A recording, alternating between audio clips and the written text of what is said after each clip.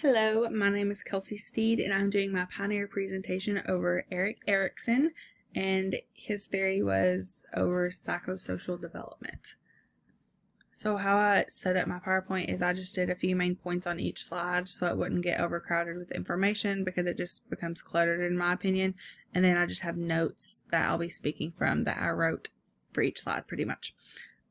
And so I'll just get on explaining his life and his professional life, his career as an educational psychologist, and everything else.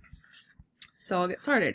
Erikson was born in Frankfurt am Main, Germany on June 15th, 1902. He was raised by his single Jewish mother named Carla Abrahamson just for the first couple years of his life until she married his stepfather, who was a physician named Dr. Theodor Homberger.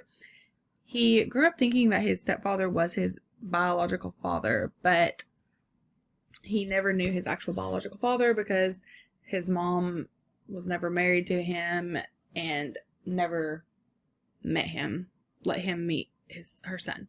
So he grew up thinking that Homberger was his actual father, and then that was the only father he knew all growing up.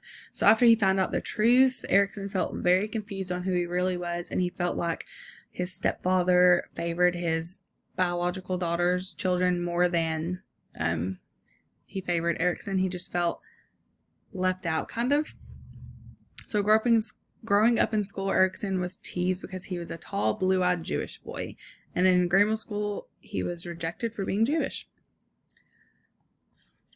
So the early professional life of Erikson, he never received a degree in medicine or psychology, but he is known as one of the best psychologists. He's a pioneer of psychology, psychosocial development, but he never obtained a degree in medicine or psychology.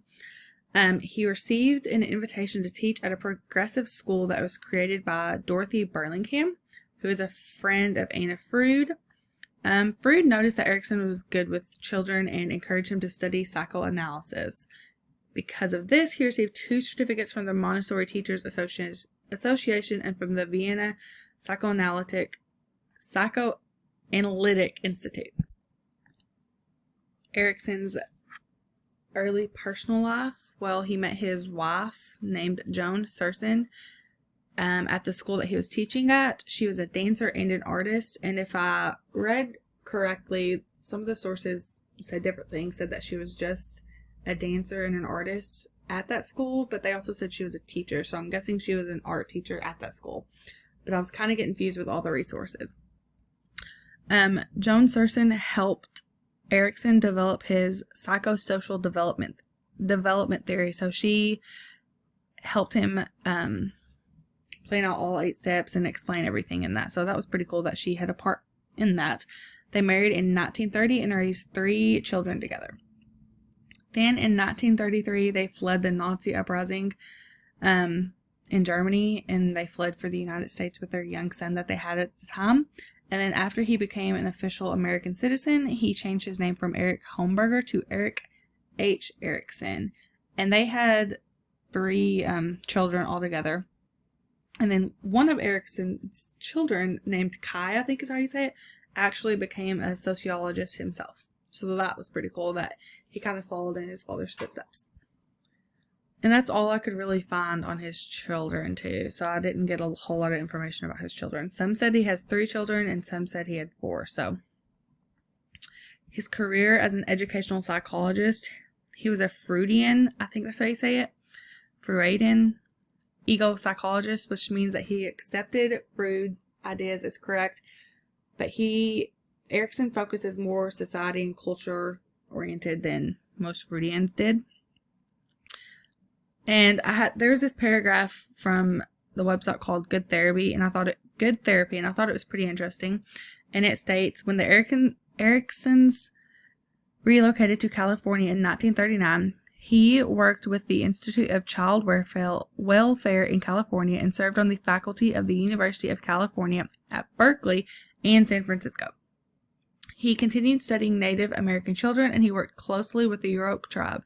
Erikson remained on the faculty at the University of California until 1951, when he was required to sign a loyalty oath claiming he was not a communist. He refused to sign the oath based on First Amendment grounds, even though he was not a communist, and he was subsequently forced to resign from the university. He then returned to Massachusetts, where he continued to focus his attention on emotionally challenged youth at the Austin Riggs Center. Erikson finished his professional career with a final stint as a professor of human development at Harvard, while he continued to conduct behavioral research and published essays. So I thought that was pretty cool that he quit teaching at the University of California because he was required to sign an oath claiming that he was a communist, but he wasn't one, but he still refused to sign that. So I just thought that was pretty cool. Kind of crazy that he refused to sign it, but also he had a point on the First Amendment grounds, so agreed. His career as an educational psychologist continued. And then another website that I got a source from was, according to WebSpace, Erikson elaborated Freud's genital stage into adolescence plus 3 stages of adulthood. So Erikson's theory of psychosocial development focuses on central conflict, and these stages can occur at different times for everyone, but there's an approximate age for each stage. So there were 8 steps to this psychosocial development, and I actually forgot to put on here, but his wife, after he passed away, she went on to add a 9th one, and I completely forgot to put that on here. But I thought that was pretty cool that she helped develop it, and then she added her own step. So the 8 stages are basic trust versus basic mistrust, which is birth to 12 to 18 months. And an important event is feed. The second stage is autonomy versus shame and doubt. And the approximate age is 18 months to 3 years. And an important event is toilet training. Stage 3 is initiative versus guilt. And that approximate age is 3 to 6 years. And the important event is independence. Stage 4 is industry versus inferiority, which is age 6 to 12. And then the important event in school. Stage 5 is identity versus role confusion, and the age is adolescence, and an important event is peer relationships. Stage 6 is intimacy versus violation, and the approximate age is young adulthood, and an important event is love relationships. Stage 7 is generativity versus stagnation. And the approximate age is middle adulthood. An important event is parenting and mentoring. And then the last stage is ego integrity versus despair. And that approximate age is late adulthood. An important event is reflection on acceptance of one's life. So each stage also has a different significant relation. And stage 1 is mother. Stage 2, the most important relationship is parents. Stage 3 is family. Stage 4 is neighborhood and school. Stage 5 is peer groups. Stage 6 is partners and friends. Stage 7 is household and workmates. And stage 8 is mankind. And then some of his publications that he had was Childhood and Society, Identity, Youth in Crisis, Life History and the Historical Moment, and a dialogue with Erik Erikson.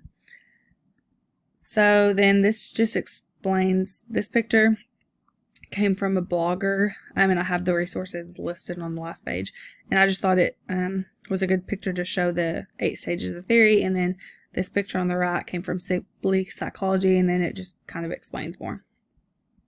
Some pioneers that influenced Erikson was psychologist Kurt Lewin, and he was most known for his contributions to leadership and management climates, and he developed a theory of change in the Lewin equation, which is not an actual mathematical equation,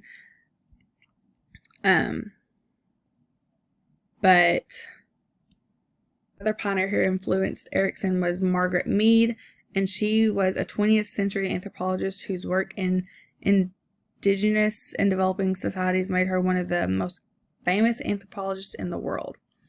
And then the third pioneer who influenced Erikson was Gregory Bateson, who was an anthropologist, linguist, and social scientist who applied systems theory to the social sciences and identified the paradox of the double bind. And then Erikson returned to Harvard in 1960 as a professor of human development and lecturer in psychiatry at Harvard Medicine. He was invited to be an unofficial member of the Department of Social Relations, as well as where he taught undergraduate and graduate courses on human development. During the 1960s, he published 3 books, one of which won the Pulitzer Prize and the National Book Award. And then he was listed as number 12 on the American Psychological Association's list of the 100 most eminent psychologists of the 20th century. And then I think it's important for teachers to be familiar with Erikson's theory because he helps them understand that children form their own identities through different life stages. There's, of course, a timeline on what each stage should happen, but each child is different and each stage can happen at their own pace depending on the child.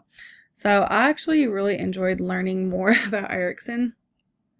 And I listed all of my references at the end of this, but I really think he's an important pioneer that will help us in teaching, simply because these different stages, we will understand them more, and they go hand in hand with teaching and parenting even. So I think he was a really interesting pioneer to learn about. So yeah.